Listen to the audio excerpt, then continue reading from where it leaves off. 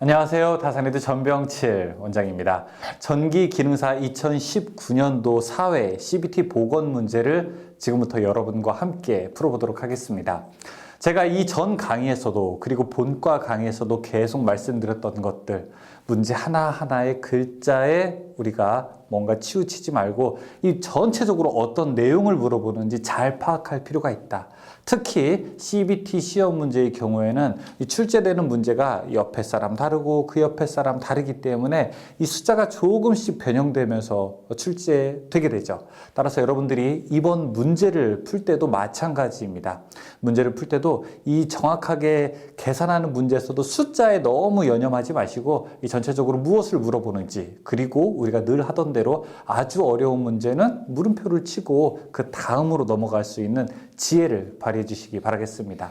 또한 지금 여러분들께서 푸시는 이 내용들은 저희 다산에드 홈페이지 번개 배송이라는 메뉴로 들어가시면은 여러분들이 PDF로 다운받으셔서 구매해서 사용하실 수 있습니다. 저희가 기존의 교재로 여러분들에게 보내는 시간을 획기적으로 줄여서 불과 10분 안에 여러분들이 이메일로 도착하게 되면 여러분들이 뭐 10번이든 100번이든 출력해서 사용하실 수가 있고, 혹시 뭐 노트북이나 태블릿 PC나 아니면은 이 핸드폰으로도 보실 수가 있으니까 편하게 여러분들 학습하시기 바라겠습니다. 그러면 저와 함께 지금부터 60문제 2019년도 4회 전기기능사 필기 CBT 보건 문제 중 핵심적인 60문제를 같이 풀어보도록 하겠습니다. 시작할게요. 1번, 기전력 E 내부 저항 R인 전지 N개를 직렬로 연결하여 이것의 외부 저항 R을 직렬 연결했을 때 흐르는 전류는 어떻게 되는가 물어보고 있습니다. 이 문제는 특히 숫자로도 주어져서 전류가 얼마인가 물어보는 경우도 있지만 이렇게 식으로 물어보는 경우가 있습니다. 이 전체적인 문제에서 알고 싶은 거는 바로 이거죠. 자, 어떤 건전지가 있다. 그 다음에 자, 이 안에 내부 저항도 있다. 이게 여러 개 있다. 이때 밖에다가도 외부 저항을 연결했다. 그러면은 흐르는 전류는 얼만큼이 되겠는가라는 것이죠. 자, 이때 흐르는 전류는 우리가 오메 법칙을 통해서 잘 아시겠지만 I는 R분의 V가 됩니다. 그런데 이제 저항이라고 하는 거는 내부에 있는 저항과 외부에 있는 저항 두 개로 나눠지는 거고, 여기에 몇 개, N개가 들어가 있으므로 이제 내부 저항 R은 어떻게 됩니까? N, R이 되는 거고, 그 다음에 외부 저항 R은 그냥 R이 되어서, 자, 이것이 전체 합성 저항이 될 테고요. 그 다음에 전압도 마찬가지예요. 전압도 여기가 2V라고 했으니까 N, 전체 직렬로 연결한 개수에 우리가 2를 곱해주는 형태로 답을 유도할 수 있습니다. 답은 그래서 4번이 되는 것이죠. 2번, 그림에서 B점의 전위가 100V이고 C점의 전위가 60V이다. 이때 A, B 사이의 저항 3옴에 흐르는 전류는 얼마큼이 되는가 물어보고 있습니다. 2번 문제에서는 지금 저항 3, 4, 5, 3이라고 하는 것이 직병렬로 혼합되어 결선되어 있는데요. 자, 여기에 저항 하나가 있고 그리고 또 하나, 그 다음에 또 하나가 있는 반면 이쪽에는 저항이 병렬로 연결되어 있죠. 이때 이쪽과 이쪽의 전위차가 각각 160이라고 했으니까 전체 전위차는 몇 볼트? 40볼트가 차이가 납니다.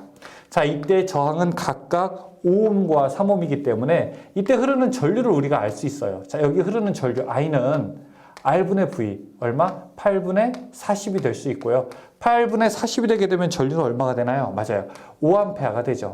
그러면 이때 전체 전류가 5A라고 하는 거고, 이 전체 전류가 여기 5, 3뿐만이 아니라 이 앞에도 5A가 흘렀겠죠. 그러면 각각 분배되는 것이 얼마일까요? 지금 물어보는 거는 3옴과 4옴이 있는데 3옴에 흐르는 거를 물어봤으니까 3옴에 흐르는 전류 I1이라고 하면 I1은 전체 전류 I, 그 다음에 곱하기 저항 두 개를 더한 것분의 상대편 저항 계산할 수 있죠. 자, 이때 전체 전류가 5, 그 다음에 곱하기 여기 전체 두 개를 더한 거, 전체 두 개를 더하게 되면은 3 더하기 4는 7이 되죠. 7분의 그 다음에 남의 거 4 계산하면은 우리가 이쪽 3옴에 흐르는 전류를 구할 수가 있습니다. 2.86이 아마 될 겁니다. 여러분들 계산기로 한번 계산해 보시죠. 자, 근데 이 문제가 이번에 시험 보시는 분에 따라서 숫자가 조금 다르게 나왔어요. 그래서 여러분들이 꼭 알아두셔야 될 것은 이 숫자가 5가 아니라 이쪽이 뭐 3이 될 수도 있고 여기가 3이 아니라 5가 될 수도 있으니까 이 전체 개념들을 꼭 기억해 주시기 바라겠습니다. 무조건 우리가 출제 문제만 외운다고 해서 답만 2점 얼마, 2점 얼마, 4.3 이렇게 외우지 마시고 자, 이 내용을 잘 보시기 바라면서 지금 만약에 이해 안 되시는 분들은 좀 아리송하다라고 하는 표시를 해놓고 다음 문제 넘어가시기 바라겠습니다. 3번, 다음 중 전속 밀도의 단위를 나타내는 것은 무엇입니까? 전속 밀도라고 하는 것은 우리가 밀도라고 하는 건 뭐예요? 인구 밀도라고 하는 건 뭡니까? 어느 면적에 사람이 몇 명 가 있냐는 거죠. 그래서 어떤 밀도가 나오게 되면요. 반드시 이 분모에는 제곱미터가 들어간다는 거를 보시면은 좋을 것 같아요. 자, 그리고 전속이라고 하는 거는 쿨롱이니까 쿨롱 퍼 제곱미터가 됩니다. 2번 같은 경우에는요, 자장의 세기고요. 3번에는 뭐예요? 밀도죠. 자속 밀도. 그리고 4번에는 전장의 세기가 됩니다. 4번. 도면과 같이 공기 중에 놓인 2 곱하기 10의 마이너스 8승 쿨롱에 전하여서 4m 떨어진 점 P와 2m 떨어진 점 Q와의 전 위차는 얼마큼이 되는가 물어보고 있습니다. 이 전 위차를 물어보게 되는데요. 전 위차를 여러분 일단 기억을 하려면은 V는 이렇게 계산합니다. 공기 중에서 9 곱하기 10의 9승, 그 다음에 R분의 이렇게 Q로 계산을 하게 되면 됩니다. 그럼 지금 두 점이 있게 되는데 하나는 2m 떨어지고 하나는 4m 떨어졌으니까 4m 떨어진 지점 VP를 먼저 계산해 볼게요. 이러면은 9 곱하기 10의 9승 그리고 거리가 4m니까 4분의 그 다음에 Q는 2 곱하기 10의 마이너스 8승 쿨롱이니까 2 곱하기 10의 마이너스 8승 쿨롱 하면은 자, 이 값은 얼마? 45V가 되고요. 반면 그 아래에 있는 Q의 지점은 2m이니까 여기서 우리가 VQ라고 하는 것은 9 곱하기 10의 9승 곱하기 2분의 2 곱하기 10의 마이너스 8승으로 계산할 수 있습니다. 여기 4로 나눴는데 여기는 2로 나눴으니까 이 2배라고 하는 거 알 수 있죠. 그럼 90V가 되고 둘의 전위차는 45V가 나오겠죠. 이 문제도 역시 관연도에 따라서 조금씩 숫자를 바꿔서 내게 되니까 여러분들이 기억하실 것은 꼭 이 식을 알아두셔야 된다는 것을 명심하십시오. 5번. 일정 전압을 가하고 있는 평행판 전극의 극판 간격을 3분의 1로 줄이면 전장의 세기는 어떻게 되는가 물어보고 있습니다. 극판의 간격을 줄였대요. 자, 이렇게 극판의 간격이 있는데 이 극판의 간격을 더 줄였다고 합니다. 그러면 양쪽에서 서로 당기고 싶어하는 힘은 어떻게 될까요? 여기 플러스, 그 다음에 이쪽에 마이너스, 이쪽에 플러스, 이쪽에 마이너스가 있는데 이 극판의 간격이 좁으면 좁을수록 더 힘은 세지게 되죠. 이 극판의 간격의 힘은 어떻게 되죠? 바로 반비례하게 되는데요. 반비례하기 때문에 우리가 자, 그 힘 E는 L분의 V로 나타내고 지금 이 L이 극판의 간격이니까 극판의 간격을 3분의 1로 줄이게 되면은 여기는 이제 몇 배? 3배가 됩니다. 그래서 답은 3번이 됩니다. 6번. 2kV의 전압으로 충전하여 이 줄의 에너지를 축적하는 콘덴서의 정전 용량은 어떻게 되냐 물어보고 있어요. 원래 콘덴서에 축적되는 우리가 에너지 W는 어떻게 합니까? 2분의 1의 CV의 제곱 이렇게 계산할 수 있죠. CV 제곱 그 다음에 코일에 축적되는 에너지는 2분의 1의 LI 제곱으로 나타낼 수 있죠. 여기 문제에서는 뭐냐면은 콘덴서 C 값 C 얼마냐 이걸 물어보고 있는 거죠. 그러면 C는 이쪽으로 이항하게 되면 어떻게 됩니까? V 제곱분의 2W가 되겠죠. 그러면 여기서 전압은 2kV라고 했으니까 2000의 제곱이 될 테고요. 그 다음에 2 곱하기 W의 값은 얼마? 2줄이니까 이렇게 4가 되겠네요. 그러면 이 값 계산하게 되면은 1 곱하기 10의 마이너스 6승, 즉 1 마이크로페럿이 되게 됩니다. 7번. 진공 중에서 같은 크기의 두 자극을 1m 거리에 놓았을 때 작용하는 힘이 6.33 곱하기 10의 4승 뉴턴이 되는 자극의 단위는 얼마큼이 되는가? 자, 이 문제는 여러분 원래는 풀어야 돼요. 원래는 풀어야 됩니다. 어떻게 풉니까? 자, 이렇게 풀 수 있죠. 자, 힘 F는 자, 두 자극. 공기 중이니까 6.33 곱하기 10의 4승, 그 다음에 R 제곱분의 어떻게 됩니까? M1, M2. 지금 그런데 이 R제곱 거리가 1m라고 했으니까 요거 딱 지우고 여기가 1이 되고요. 그쵸? 같은 두 개라고 했으니까 여기를 얼마 해야지 F가 6.33 나옵니까? 여기가 1이어야 되는 거죠. 그쵸? 1, 그쵸? 1웨버짜리. 그런데 이거는 문제를 풀지 않고도 맞출 수 있어요. 왜? 1, 2, 3, 4번 보세요. 여기서 자극의 단위가 뭐예요? 자극의 단위, 그러니까 자석의 세기의 단위. 이 3번밖에 더 있습니까? 1웨버, 그쵸? 단위만 보고도 맞출 수 있는 것이 바로 이 문제가 됩니다. 8번, 자기력선의 설명 중에서 맞는 것은 무엇인가? 1번에 보게 되면 자기력선은 자석의 N극에서 시작해서 S극으로 끝난다? 맞아요. 그런데 3번에서 보면은 자석의 S극에서 시작해서 N극으로 끝난다? 잘못된 얘기죠. 1번과 3번은 완전히 둘이 서로 대립되는 주장이죠. 3번이 잘못된 거고요. 2번 자기력선은 상호간에 교차한다? 이것도 잘못된 얘기죠. 4번의 자기력선은 가시적으로 보인다? 여러분 자기력선이 보입니까? 여러분 눈에 지금 제가 자석을 이렇게 딱 놓게 되면 이 자석에서 N극, S극에서 어떤 선이 막 나가는 게 보여요?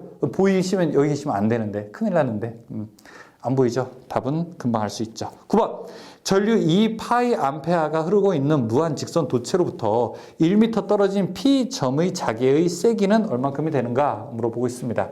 자, 9번 문제 보게 되면은 어떤 직선, 일직선에서 전류가 흐르는데 이 파이가 흐른다고 해요.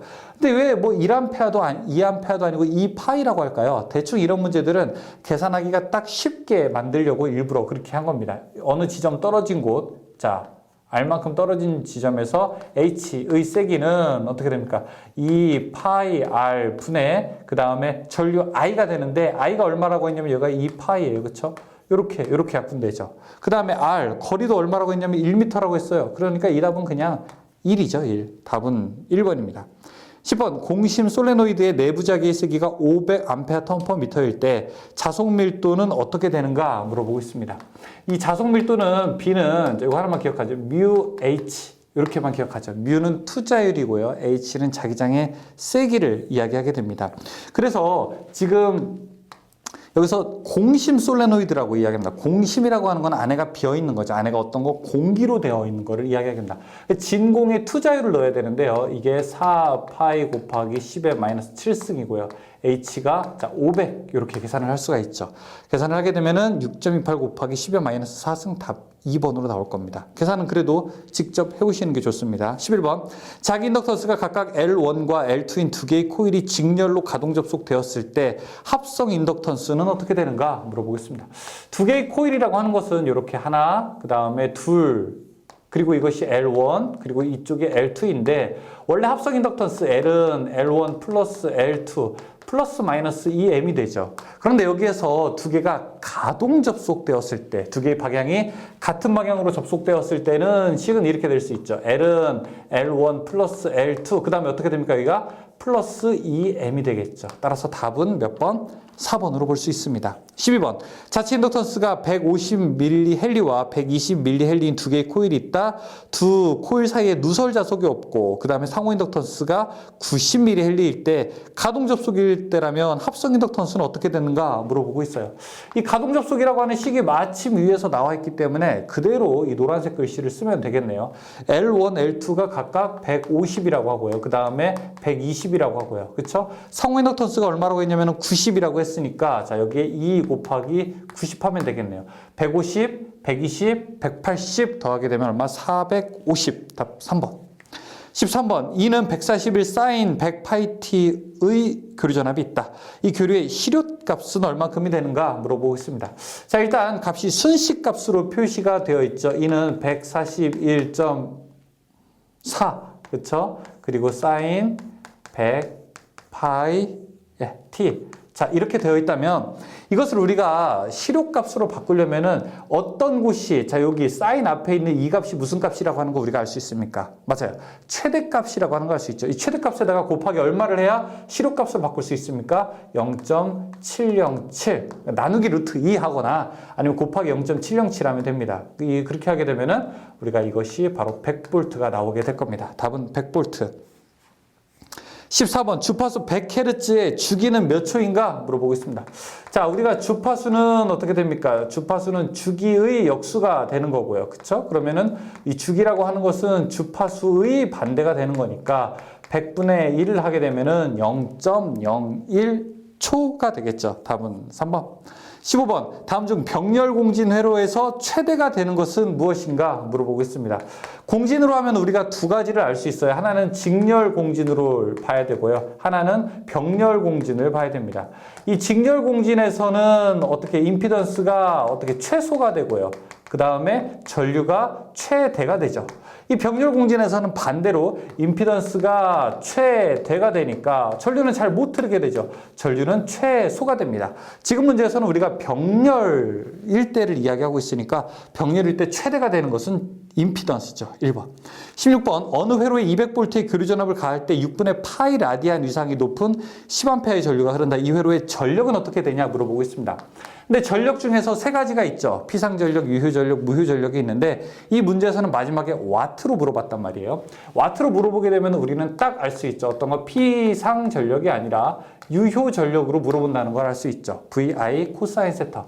그러면 전압, 전류, 그 다음에 역류를 계산하면 되는데 전압은 얼마라고 했냐면 200이라고 했고요. 그 다음에 전류는 얼마? 10이라고 했고요. 그 다음에 코사인 세타, 위상차는 얼마? 6분의 파이라고 했죠. 6분의 파이면은 파이가 180이니까 이건 얼마? 30도 나타내는 거죠. 그러면은 코사인 30도를 이야기하고 있는 겁니다. 자, 이렇게 하게 되면 이거 1732 정도 나올 겁니다. 2000에다가 계산하게 되면 0.866 정도니까 1732. 17번.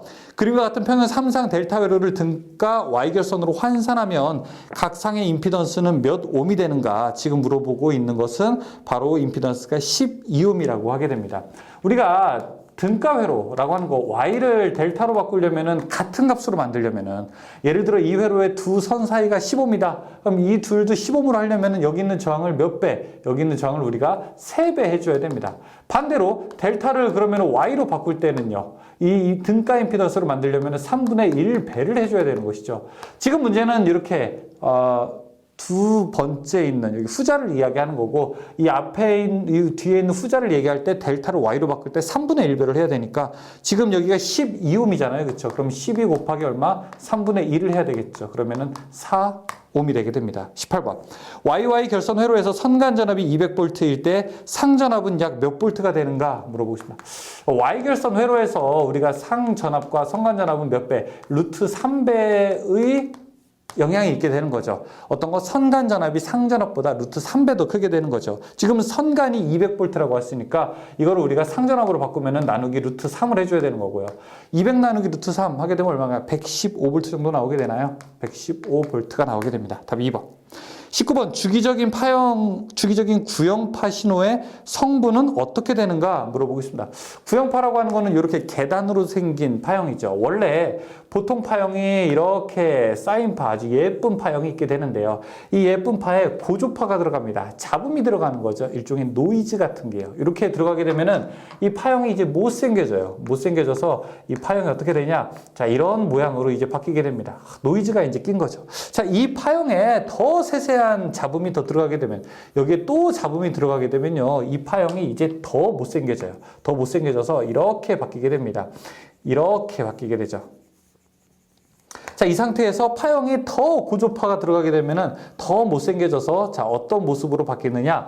바로 이러한 모습으로 바뀌게 됩니다. 이렇게 계단 모양으로 바뀌게 돼요. 자, 이러한 파형을 우리가 무슨 파? 구형파라고 하게 되는 거죠. 이러한 파형은 무슨 파? 사인파라고 하게 되죠. 사인파에 무수히 많은 주파수가 들어가게 되면은 구형파가 되는 겁니다. 그래서 무수히 많은 주파수의 합성이 바로 구형파다. 이렇게 우리가 정의 내릴 수 있어요. 여기 보기에서의 설명은 3번이 그 이야기를 하고 있는 겁니다. 20번. 그림과 같은 비사인파의 제3고조파 주파수는 어떻게 되는가 물어보고 있어요. 여러분, 주파수 중에서 3고조파라고 하는 것은 3배가 되는 거예요. 3배가.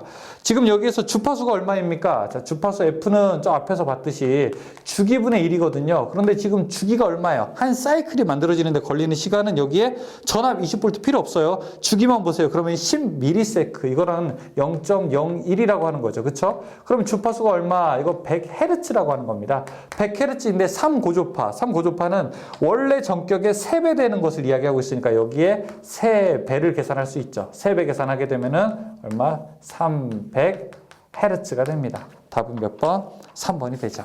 풀만하시죠? 전기이론은 여기까지. 제가 지금 여러분 편의상 앞에 20문제 전기이론 두 번째, 그 다음에 전기기기 마지막 41번부터 60번까지 전기설비 이렇게 나누는데 여러분 실제 시험장 가서 보게 되면은 1번부터 60번까지가 다 섞여서 나옵니다. 그래서 과목이 1번은 설비 풀다가 2번은 기기 나오고 3번은 이론 나오고 뭐 4번은 다시 이론 나오다가 이렇게 계속 바뀌게 돼요. 그것도 여러분들이 좀 참작해 주시면 좋습니다. 하지만 지금 제가 문제 풀 때는 왜 이렇게 푸냐 이렇게 하는 것이 이거는 지금 시험장에 가는 게 아니라 시험장 가기 전에 공부하는 거잖아요. 그렇죠? 시험 끝나고 나서 다시 복습하려고 하는 게 아니라 시험장 가기 전에 여러분들이 마지막 최종 정리하는 단계이기 때문에 최종 정리 단계 할 때는 이렇게 착착착착 체계적으로 학습한 것들을 조금 구조화할 필요가 있어서 제가 일부러 이렇게 과목을 나눴습니다. 다음 전기 기기 문제 풀어볼게요. 21번. 직류 발전기에서 브러쉬와 접촉하여 전기자 권선에 유도되는 교류기 전력을 정류해서 직류로 만드는 부분. 정류해서 직류로 만드는 부분. 정류하는 부분 뭐예요? 정류자. 답 2번. 22번. 자, 여기서 설명이 잘못된 것. 전동기의 설명이 잘못된 것을 고르라고 하고 있죠.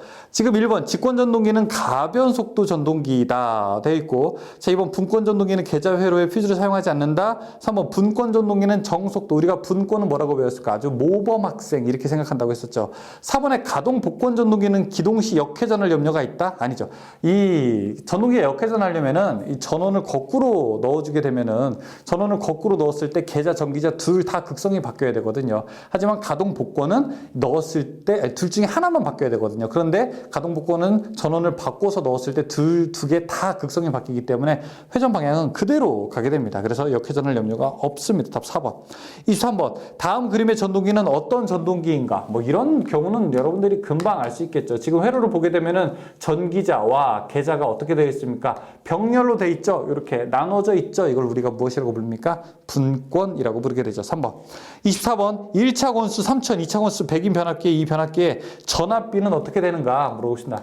이 변압기의 전압비, 뭐 우리가 혹은 권수비라고 하게 되는데, 자 이것이 이런 형태로 나오게 됩니다. 2차 측 전압분의 1차 측 전압, 자 또는 2차 측 권수분의 1차 측 권수, 또는 1차 측 전류분의 2차 측 전류이고 루트 R2 2차 저항분의 R1 이렇게도 볼 수 있죠. 그런데 뒤에 멀리 가지 않고도 지금 문제에서는 권수로만 이야기하고 있어요. 이 권수로만 이야기하고 있어요. 권수가 1차 측이 얼마? 3000, 2차 측이 100 그러면은 100분의 3000 하니까 자 이 값은 얼마? 30이 되겠네요. 권수비 30. 1차에 넣은 전압이 2차로 갈 때는 30분의 1로 줄어든다 그 뜻입니다. 전류는 30배가 되는 거고요. 25번. 변압기에서 철소는 부하전류와 어떤 관계가 되는가? 크게 우리가 손실은 두 가지가 있어요. 하나는 철손이 있고요. 하나는 무슨 손? 하나는 동손이 있게 되죠. 철손이라고 하는 것은 철에서 생기는 손실으로서 부하가 크든 부하가 작든 똑같은 손실, 이런 것들을 우리가 무부하손 이라고 하고요. 동손이라고 하는 것은 부하가 크면 더 손실이 많아지는 거, 이런 것들을 우리가 부하손이라고 하게 되는 거죠. 지금 문제에서 뭐라고 합니까? 부하전류와 어떤 관계인가? 철소는 부하전류와 관계가 없다. 크든 작든 관계가 없다. 답 4번. 26번. 부울지 계전기의 설치 위치로 가장 적당한 것은 주 탱크와 콘서베이터 사이에 설치하게 된다. 이런 건 너무 많이 나와요. 부울지 계전기에 대해서는 너무 많이 나옵니다. 여러분 꼭 기억하시기 바라겠습니다. 반대로 물어볼 수도 있어요. 주탱크와 콘서베이터 사이에다가 설치하는 게 뭐냐? 유증기의 온도가 허용 온도 이상으로 올라갔을 때 기계적 이상을 감지, 또 변압기기의 열화를 감지하기 위해서 설치하는 거 뭐냐? 부홀츠 계전기라고 하면 됩니다. 27번. 같은 회로의 두 점에서 전류가 같을 때에는 동작하지 않으나 고장 시 전류에 차가 생기면 동작하는 계전기는 차이가 나면 동작한다. 차이가 나면 동작한다. 차이가 나면 동작한다. 뭐예요? 차동 계전기라고 할 수 있어요. 28번. 한 대의 출력이 100kVA인 단상변압기 두 대로 V결선하여 삼상 전력을 공급할 수 있는 최대 전력은 몇 kVA인가 물어보고 있습니다. 자, 우리가 일반적으로 결선하는 것은 바로 델타 결선이 됩니다. 델타 결선일 때 변압기를 잘 운전할 수 있는데 비상시에는 V결선으로 움직일 수도 있게 되는 거죠. 보통 우리가 한 대의 용량을 만약에 100이라고 하면 델타 결선은 세 대이기 때문에 우리가 300만큼의 전력을 전송할 수 있게 되는 거죠. 그런데 이 V결선으로 하게 되면 이용률이 86.6%로 줄어든다고요. 그래서 100인 게 얼마? 86.6으로 줄어들게 돼요. 그런데 이것을 두 대 결선하게 되니까 86.6 곱하기 2 하게 되면은 얼마? 172, 173.2 이 정도가 됩니다. 그러면은 변압기 한 대 결선에 비해서 몇 배가 되는 겁니까? 이게 루트 3배가 되거든요. 그래서 변압기 한 대 용량의 루트 3배를 V결선으로 운전할 수 있다. 이런 대답을 할 수 있어야 됩니다. 답은 3번이 됩니다. 3번. 100 루트 3. 29번. 6극 36슬롯 삼상 동기발전기의 매극 매상당의 슬롯 수는 얼마큼이 되는가 물어보고 있습니다. 자, 매극 매상당의 슬롯. 자, 슬롯이 있는데 이 슬롯이 매극 매상 매극 곱하기 매상으로 나누게 되면 얼마큼이 되는가 물어보고 있어요. 36슬롯을 매극 4극 곱하기 3 하게 되면 36 나누기 12, 매극이 6극이네요. 6극. 6, 3, 18 나누기 하게 되면 2, 하나당 2개가 되겠네요. 그렇죠? 답은 2번. 30번. 권선형 유도전동기 회전자의 저항을 삽입하였을 경우 틀린 사항은 무엇이 되는가? 여러분 생각해 보세요. 저항이라고 하는 것은 어떤 녀석입니까? 저항이라고 하는 것은 전류의 흐름을 방해하는 거예요. 전압도 다운되게 돼요. 키르호프의 법칙에 따라서 우리가 저항을 넣었다라고 하게 되면 어떤 일들이 첫 번째 일어나게 되냐, 전류가 감소하고 전압도 감소하게 되는 겁니다. 그래서 지금 1번은 맞죠, 그렇죠? 기동전류 감소된다라고 했으니까 2번은 기동전압은 증가된다? 아닙니다. 기동전압도 감소하게 됩니다. 31번 동기속도 1800, 주파수 60Hz인 동기발전기의 극수는 얼마큼이 되는가 물어보겠습니다. 동기속도라고 하는 거 NS는 이렇게 계산할 수 있죠. P분의 120F 계산할 수 있죠. 지금 문제가 1860Hz라고 했으니까 여기에서 그러면은 P 극수는 어떻게 됩니까? NS분의 120 곱하기 F 주파수가 되고 NS 동기속도는 1800이 되고요. 그 다음에 120 곱하기 60이 되겠죠? 이렇게 하게 되면 얼마입니까? 이거 4극 나오겠네요. 4극. 그런데 이거는 우리가 제가 본과 공부할 때도 이거는 그냥 하나 정도 외워놓자. 왜냐하면 4극 60Hz 우리가 가장 널리 이용하는 거기 때문에 동기속도 1800이다라고 하는 건 하나 정도는 우리가 암기해놓자 이렇게 씁니다. 암기하신 분은 풀 필요도 없습니다. 32번 주파수 60Hz 회로에 접속되어 슬립 3% 회전수 1164rpm으로 회전하고 있는 유도전동기의 극수가 얼마냐 물어보고 있죠. 자, 똑같은 문제인데 우리가 전동기 회전속도 N은 어떻게 1-슬립의 NS로 계산할 수 있어요. 그런데 이 NS가 이렇게 계산할 수 있죠. 1-슬립의 P분의 120F 이렇게 계산할 수 있죠. 지금 문제는 P는 얼마냐라고 하는 이 극수를 물어보고 있는 거기 때문에 N은 N분의 1-S 120 곱하기 F. 자, 이렇게 계산할 수 있습니다. 자, 이거 여러분 한번 여러분들이 풀어보시죠. 제가 딱 이 시까지만 할 테니까 여러분들이 물론 여러분 이렇게 뒤에 넘기시면 해설이 있어요. 그렇죠? 지금 여러분에게 공부하기 딱 좋은 이유가 문제 있죠. 제 동영상 강의로 해설하죠. 여러분 PDF 뒤에 해설서가 그대로 다 있습니다. 그런데 뒤에 해설서 보기 전에 제 영상 풀이 보기 전에 한번 여러분들이 직접 이 정도 문제는 한번 풀어보시죠. 아셨죠? 네. 자, 33번. 슬립 5% 2차 저항 R2가 0.15민 유도전동기의 등가 저항은 어떻게 되는가 물어보겠습니다. 자, 요거 하나 정도는 여러분들이 식 좀 외우시기를 바라겠습니다. 등가 저항 구하는 방법은 슬립분의 1-슬립 그 다음에 R2 이렇게 됩니다. 요거 하나만 우리가 기억을 하죠. 자, 그러면은 슬립이 지금 5%라고 했으니까 0.05가 되고요. 그 다음에 1-슬립은 0.95, 그 다음에 R2는 0.1로 계산하죠. 답은 그러면은 3번에 1.9. 34번.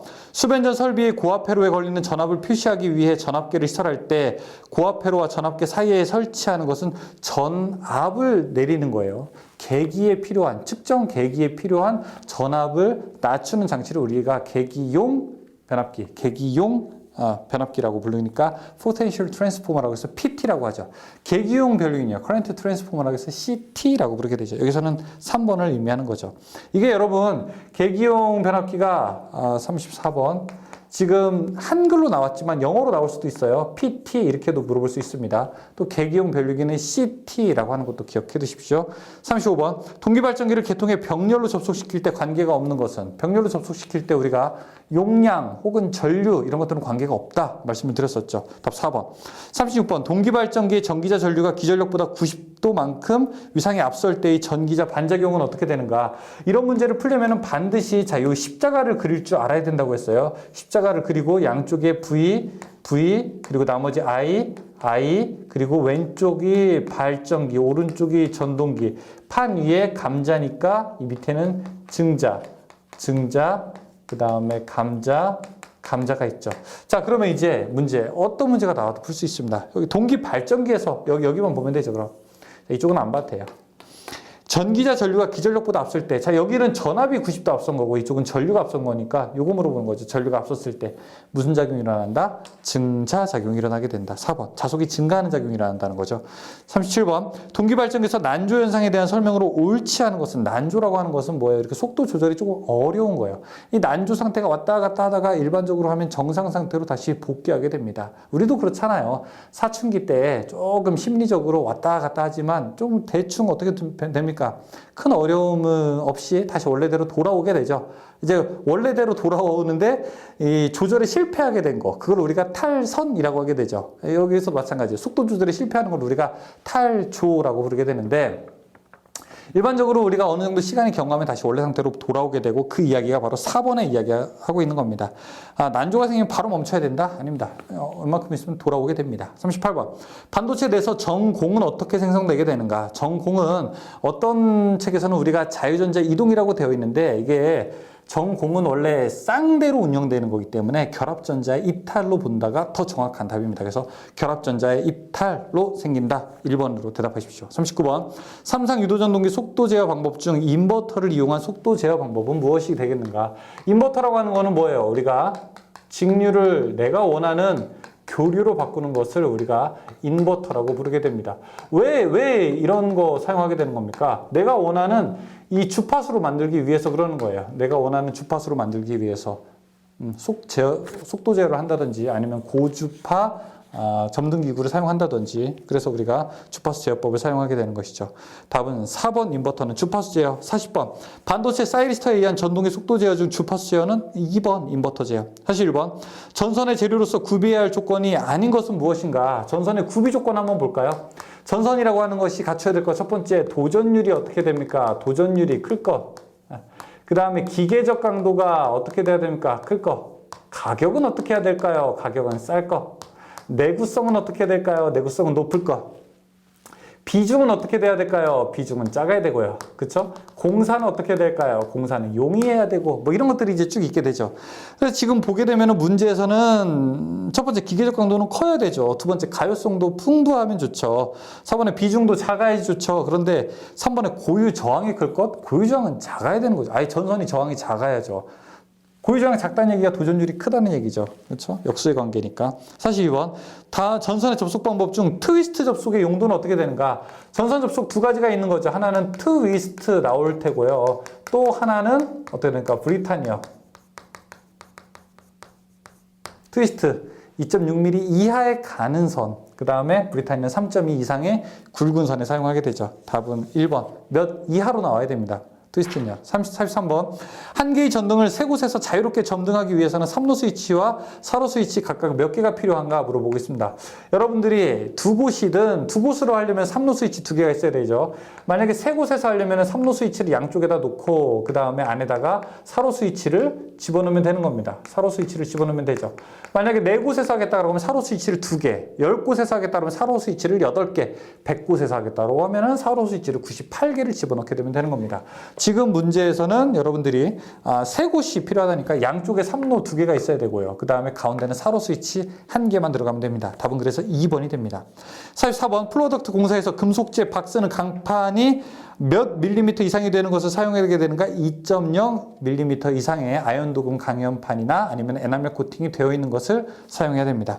45번. 일종 금속 몰드에 넣는 선의 수는 몇 본 이하야 되는가? 우리가 몰드하게 되면 1종, 2종으로 나눌 수가 있어요. 1종에는요 10가닥 이하로 넣으십시오. 그 다음에 2종에는요 여러분 20% 이내로만 넣어주십시오. 답은 그래서 3번이 됩니다. 46번. 터널, 갱도, 기타 이와 유사한 장소에서 사람이 상시 통행하는 터널 내의 배선 방법으로, 자, 문제 중에서 최근에 많이 출제되는 거예요. 터널 내. 자, 우리가 전기 공사할 때 어려운 거 생각하면 딱 3개를 들을 수가 있어요. 첫 번째, 되게 위험하다. 무엇만 가능하냐? 라고 하면 제가 뭐라고 했어요? 1번. 금속관만 가능하다. 두 번째, 자, 뭐 셀룰로이드, 성냥, 석유, 되게 위험한 거 얘기했다. 안 되는 애가 누구냐라고 하면은 합금캐가 아니네. 다음에 터널 이야기예요. 터널 하게 되면 누가 가능하냐? 터널은요, 합금캐 플러스 애자랑 가요전선관, 일종 가요만 가능하게 됩니다. 그런데 지금 합금캐 플러스 애가를 기억하시고, 지금 46번에 보면은 라이팅 덕트가 들어가 있잖아. 얘는 안 돼요. 라이팅 덕트는 안 됩니다. 47번, 목장의 전기 울타리에 사용하는 경동선의 지름은 최소 얼만큼이 되어야 되는가?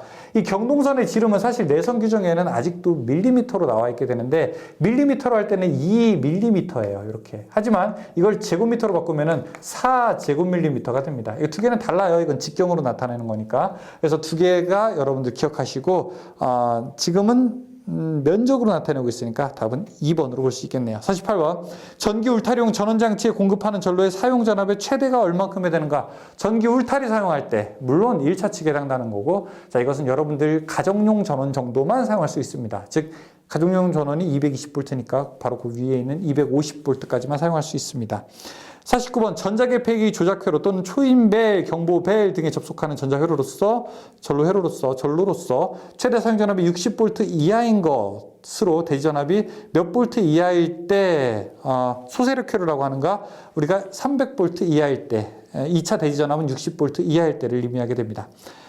50번, 전선과 대지 사이의 전선, 심선, 상호 간의 절연 저항은 사용전압에 대한 누설 전류가 공급 전류에 얼마를 넘지 않아야 되는가? 누설 전류라고 하는 건요, 공급 전류에 얼마 2000분의 1을 넘지 않아야 됩니다. 2000분의 1을. 이걸 우리가 조금 섞어서 쓸 수 있는 문제, 뭐 50A다. 그럼 얼마까지 허용되느냐? 50 곱하기 2000분의 1 이렇게 계산할 수 있는 문제도 예전에 볼 수 있죠. 51번에 전격 전류가 30A인 저압전로의 과전류 차단기를 배선용 차단기로 사용하는 경우 전격 전류에 60A의 전류가 통과했을 때 몇 분 이내에 자동적으로 동작해야 되는가 물어보겠습니다. 자, 보통 우리가 차단기가 1.25배 이상의 전류가 흐를 때가 있고, 다음에 2배의 전류가 흐를 때가 있어요. 자, 30A 이하가 있고요. 그 다음에 30에서 50이 있게 되고, 그 다음에 50에서 100이 있게 되는데, 1.25배는 60분, 여기도 60분, 여기는 120분 안에 끊어지면 되는 거고요. 여기는 2분, 4분, 6분입니다. 근데 지금 문제에서는 30A인 저압이라고 했으니까 30A에서 몇 분, 2배의 전류가 흘렀을 때는 몇 분 이내에만 떨어지면 됩니까? 2분 이내에 자동적으로 전로를 차단하는 장치가 있으면 되는 겁니다. 52번, 사람이 쉽게 접촉하는 장소에 설치하는 누전 차단기의 사용전압은 얼만큼인가? 사람이 쉽게 접촉할 수 있을 우려가 있는 곳에서는 60V 이하, 60V 이하, 지락이 생겼을 때 자동적으로 이를 차단하는 장치가 있어야 됩니다. 53번, 저압 배전선로에서 전선을 수직으로 지지할 때 사용하는 장주용 자재명 레크가 되겠죠. 레크라고 하는 건 이거죠. 전주가 이렇게 있으면은 여기에 애자가 설치되어 있는데, 이렇게 수직으로 지지하는 형태의 애자, 이런 것들을 우리가 레크라고 부르게 됩니다. 54번, 전주 외등 설치 시 백열전등 및 형광등의 조명기구를 전주에 부착할 때는, 돌출될 때는 어떻게 되는가? 여기다가 우리가 조명, 가로등을 설치하게 된다. 이렇게 가로등을 설치하게 될 때는 이 가로등은 바로 전주로부터 몇 미터? 1m 이내로 이격되어야 됩니다. 55번, 저압 가공인입선이 횡단보도 위에 시설되는 경우 노면상 몇 미터에서 돼야 되는가? 저압은 3m, 고압은 3.5m, 특고압은 5m 이렇게 됩니다. 답은 3m가 되겠죠. 저압이니까. 56번, 다음에 심벌은 무엇입니까? 딱 이렇게 돼 있는 거 뭐야? 피레기. 많이 봤죠? 50번, 배전반 및 분전반은 어떤 장소에 설치하는 것이 바람직한가? 여러분, 분전반, 여러분 집에 있는 분전함 어디 있어야 됩니까? 막 액자로 막 이렇게 숨겨놓고 하면 됩니까? 안 됩니까? 액자로 숨겨놓으면 안 됩니다. 그럼 비상시에 끌 수가 없어요. 못 찾아가지고. 여러분 가족 구성원 빼고 다른 사람도 대충 이게 어디 있겠구나라고 쉽게 짐작할 수 있어야 됩니다. 벽지 같은 걸로 완전히 은폐하면 안 됩니다. 달력 걸어놓으면 안 돼요. 뭐 정수기라든지 뭐 텔레비전 이런 걸로 막아놓으면 안 됩니다. 액자 걸어도 안 되고 다야. 그래서 여러분들이 어떻게 되냐? 배전반, 분전반은 보기 쉬운 곳에 설치가 되어 있어야 됩니다. 보기 쉬운 곳. 네. 1번, 전기회로를 쉽게 조작할 수 있는 장소에 설치해야 됩니다. 58번, 고압 또는 특별고압 가공전선로에서 공급을 받는 수용 장소의 인입구 또는 이와 근접한 곳에는 무엇을 설치하게 되는가? 우리가 이상전압으로부터 우리가 변압기를 보호하기 위해서 피레기를 설치하게 되죠. 피레기는 수용 장소의 인입구라든지 발변전소 인입 인출구, 그 다음에 가공선로와 지중선로가 만나는 곳에 설치를 해야 됩니다. 답은 4번이죠. 59번, 일정 값 이상의 전압이 되었을 때 동작하는 계전기의 영문 명칭은 무엇인가? 일정 값 이상이 되었을 때 오버 볼테이지 릴레이라고 우리가 부르게 되죠. 오버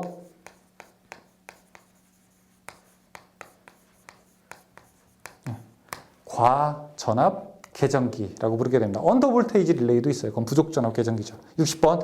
실내 전체를 균일하게 조명하는 방식으로 광원을 일정한 간격으로 배치하고 공장, 학교 뭐 이런 등등에서 사용하는 거 무엇이냐? 일반적으로 전체적으로 한다라고 하면은 전반 조명이 되겠죠. 네, 여기까지입니다. 여러분 저와 함께 지금 문제 60개 풀어봤습니다. 어떻습니까? 앞에서 이제 전기 이론할 때 조금 계산하는 문제가 있었으나 아주 어려운 문제는 없었죠. 여러분들 누구나 다 풀 수 있는 문제에 해당되고 전기 기기 문제도 크게 어려움이 없었고요. 하지만 이렇게 전동기 속도 같은 거 나타낼 때 식 같은 거는 우리가 꼭 기억해야 될 것 몇 가지는 외워두자라고 말씀을 드렸습니다. 그리고 전기 설비에서는 몇 가지 아까 이제 뭐 전선의 구비 조건이라든지 이런 것들은 어떤 게 크냐 작냐 이런 것들이 조금 헷갈릴 수 있는데요. 이런 것도 문제 풀 수 있었고 암기해야 되는 사항 중에서 이런 것들. 그런데 근데 뭐 30A에서 50A, 50A에서 100A 있는데 주로 너무 큰 쪽은 기억하지 않으셔도 되고 약간 작은 쪽 위주로 여러분들이 생각을 하시면 되겠습니다. 이렇게 2019년도 사회 문제가 출제가 됐고요. 역시 이것을 바탕으로 해서 앞으로 문제들이 계속 출제가 되니까 여러분들이 전체적인 내용은 알아두시고 거의 대부분은 맞출 수 있어야 된다. 시험장 가시기 전에는 여기 있는 문제들은 대부분 맞출 수 있어야 된다. 저는 그렇게 봅니다. 특히 여러분들이 보셔야 될 것들은 CBT 시험이 본격적으로 시작한 2017년도부터는 여기 있는 문제들은 사실 대부분 다 보셔야 되고요. 조금 더 시간적 여유가 있을 때 17년도 이전 문제들도 곱씹어서 보시기 바라겠습니다. 문제 많이 보면 손해죠? 진짜예요? 문제 많이 본다고 손해가 절대 아닙니다. 문제 많이 본다고 손해가 절대 아니고 여기 있는 문제들 나중에 여러분 기사 시험 갈 때 그대로 다 사용되고 있기 때문에 이왕 시간이 될 때, 이왕 공부를 할 때 내가 조금 더 기초 체력을 조금 더 다져놓는다라고 생각을 하시게 되면은 여러분들 한 문제, 두 문제, 10문제, 100문제 푸는 시간 결코 아깝지 않은 시간. 이거 지식 다 어디로 가는 거 아닙니다. 여러분 공부하는데 저한테 오는 거 아니에요. 여러분이 공부하는데 옆에 분한테 가는 거 아닙니다. 다 여러분들 몸 안에 다 체득되는 거기 때문에 절대 아까워하지 마시고 공부는 OVR, 과전압계전기처럼 공부는 오버해서 하십시오. 원래 내가 딱 60점만 받겠다라고 생각하는 것보다 훨씬 더 안정적으로 점수를 맞을 수 있게 공부하시기를 바라겠습니다. 저희 다산에듀도 늘 함께 할게요. 궁금하신 거 있으시면은 다산에듀의 질문 게시판에 남겨주시거나 아니면은 저와 함께 소통할 수 있는 다양한 채널이 있으니까 여러분들이 글 남겨주시기 바라겠습니다. 다산에듀 전병칠 원장이었습니다. 감사합니다.